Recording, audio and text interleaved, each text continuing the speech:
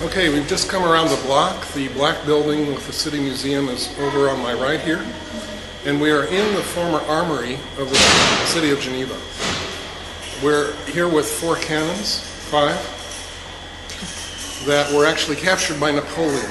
Geneva prides itself on never being occupied by a foreign power, but they conveniently forget Napoleon because he maybe technically did not station troops here, but he was definitely in charge of Geneva for those years.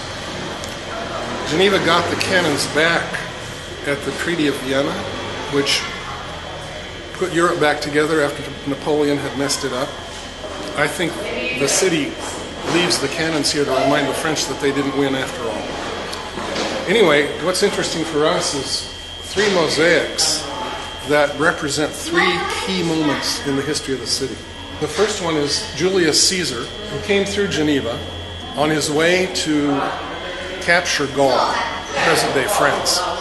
He had to cross the river here because it was the only place where Rome had a treaty with the Celtic tribe that was holding the river. It was the only place he could cross with his army without fighting a major battle. So he came to Geneva, around the southern side of the lake actually, and he went from there to conquer Gaul. And he wrote about it, and modernist historians said for years that he made it up. It's a political document, because they, in their academic pride, had no respect for ancient documents, especially the Bible, but all the others as well. The archaeologists have followed the traces of Julius Caesar, and everywhere where he says there was a battle, they have found the archaeological evidence. So it's true what Caesar wrote. Behind me is a tableau representing the trade fairs of the High Middle Ages. Because Geneva was free and independent, even if your king was at war with the other guy's duke, you could still come to Geneva and trade your stuff. So Geneva prospered by organizing 10-day trade fairs 4 times a year in the major Christian holidays. And people came from all over to trade their stuff. They came from the trading cities of northern Germany, all over France, all over Italy, and even from North Africa. So the Genevans were very wealthy by selling baseball caps and Swiss Army knives to all these people. But the King of France got jealous of this revenue that he wasn't getting, so he established his own trade fair in Lyon. Nobody came, even the French. So he declared the death penalty for any French merchant who went to Geneva for the trade fairs. This is what we call transactional leadership, but sometimes it's very effective. So none of the French came. When the Italians saw that the French weren't coming, they abandoned their houses here in the city of Geneva, left them empty, literally. And then they moved to Lyon and built houses there. And you can still see those beautiful Mediterranean houses in the old city of Lyon. So Geneva fell into poverty. The city emptied out. It lost most of its population. A huge percentage of those who stayed were criminals who were wanted in other kingdoms around, prostitutes, and of course the spies. Well, the latter categories are still very well represented here. But that was the state of the city when Calvin came, when the Reformation happened, and that was the reason for the poverty of Geneva. It had been prosperous because of the trade fairs, but then fell into poverty. The other tableau over here is the arrival of the Protestants, the French Huguenots, in the first wave. As you can see, this is a French noble. Many of them were from the noble classes. Many of them were from the southern part of France. And they came and they brought their skills, or in the case of the nobility, they brought their capital. They brought their gold with them. So one of the reasons for the immediate prosperity of Geneva at the time was that they brought their capital with them. And it was the influence of a lot of educated, talented, wealthy people into the city that changed things. And that was part of the reason for the prosperity. Okay, we're not going to film it, but let me just mention that to my left is City Hall. And if you walk in there, there's a staircase built by a guy who was so visionary. He wanted to ride his horse all the way to the top of the building to get to the meetings. So the staircase is built to to accommodate a horse being ridden up it. It's a very cool visionary idea. Okay, we're sitting inside Calvin's Auditorium, Auditoire. It's the small church located right next to the cathedral.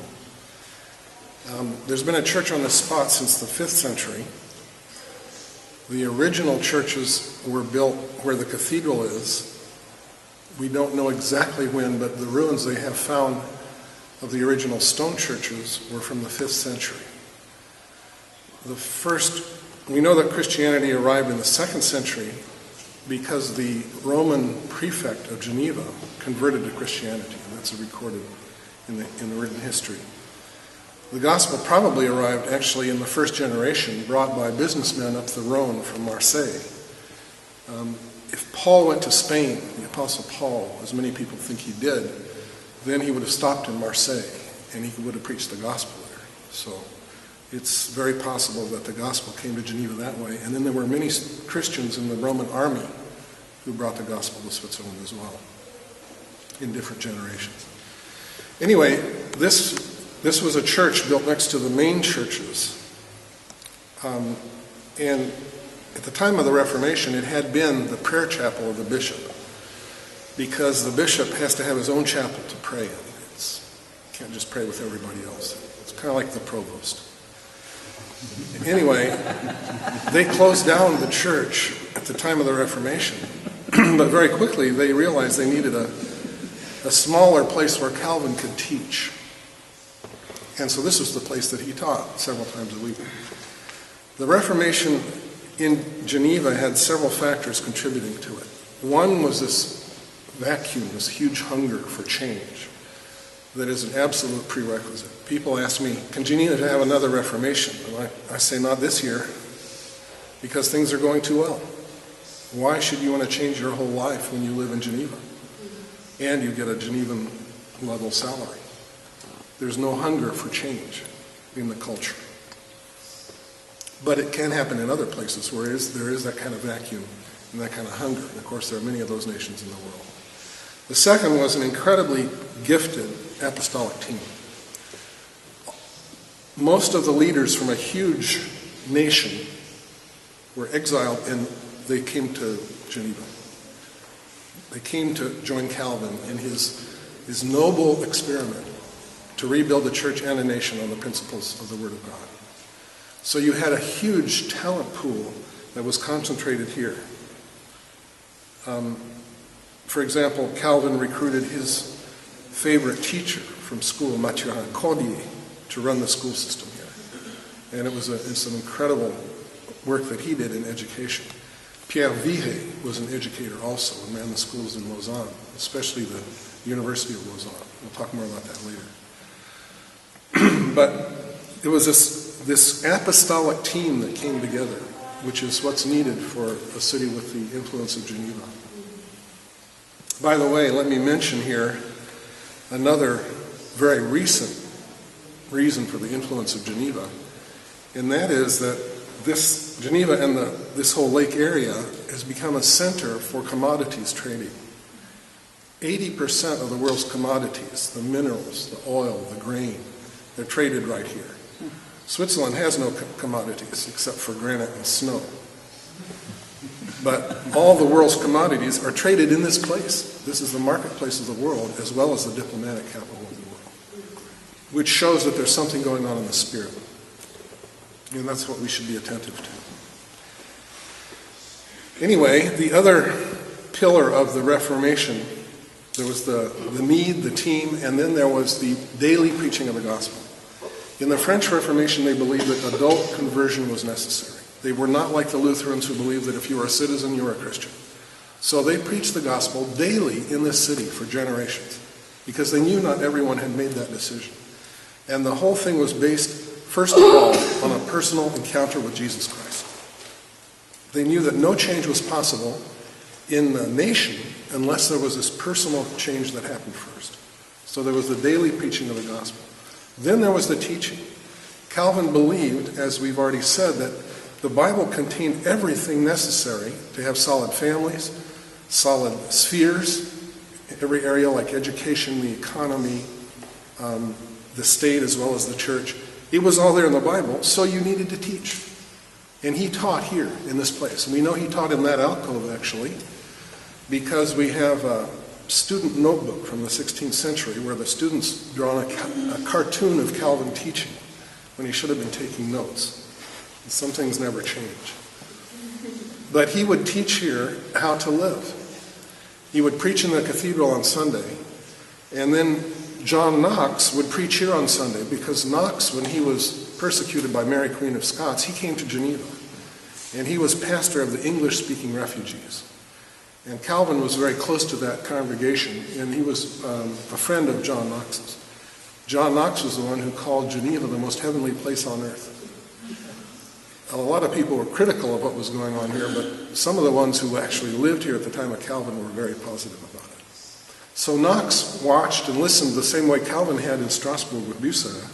Knox did that here and picked up on what Calvin was doing, applied it back home in the Puritan Reformation, which had such an influence not only in Scotland and England, but then went to America when the Puritan movement went there, and also South Africa.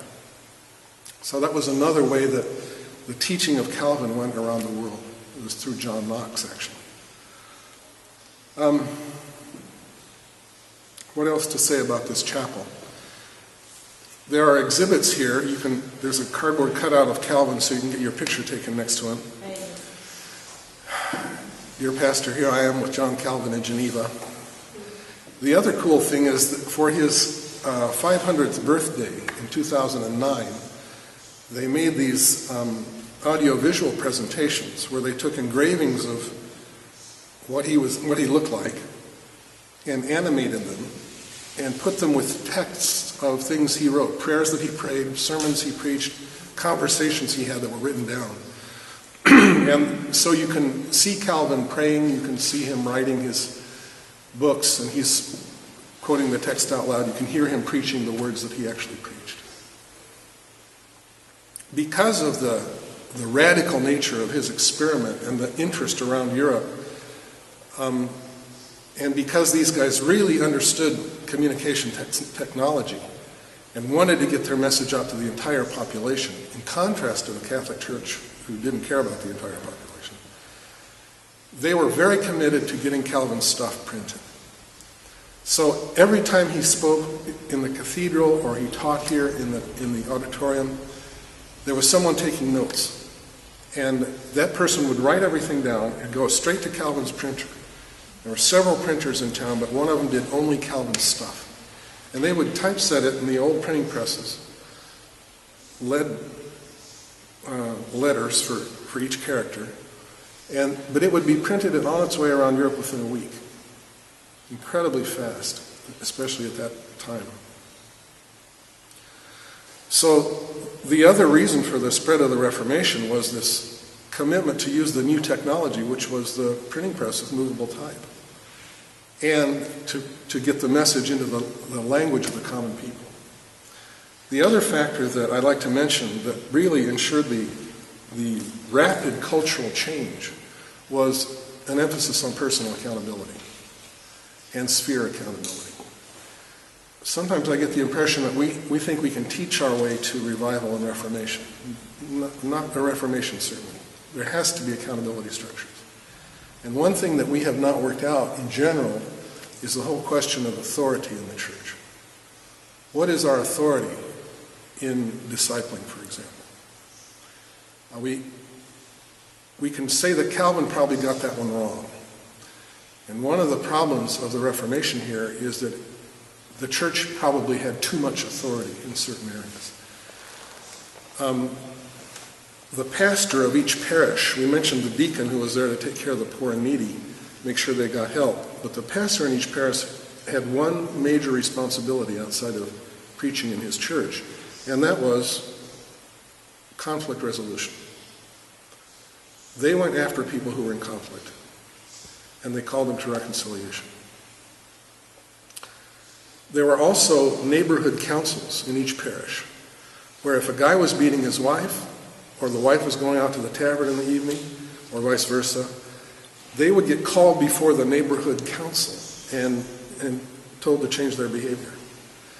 Now this is where things went overboard, and these councils took too much authority in certain situations. And we can say, yeah, well, that was really wrong. But we need to remember the context. This was a city in crisis. The Duke of Savoy was periodically threatening invasion. In the first years, the pastors were alongside the people, and they were rebuilding the city walls stone by stone. And you can see one of those 16th century walls. They found it when they did the underground parking garage. This was a wartime situation. Calvin knew he had very short years to change the city, to draw them together, to bring them to that place of maturity and unity so that they could be independent and free. So there were drastic measures, as there are in any wartime. And we need to remember that as well, and also that he was the first one to try these things. And we can be critical of Calvin today because we always get it right. But we can say that even though he got certain areas wrong, that he made the effort. He laid down his life for it. He paid the price for the Reformation and went further in one generation than anyone else has before or since.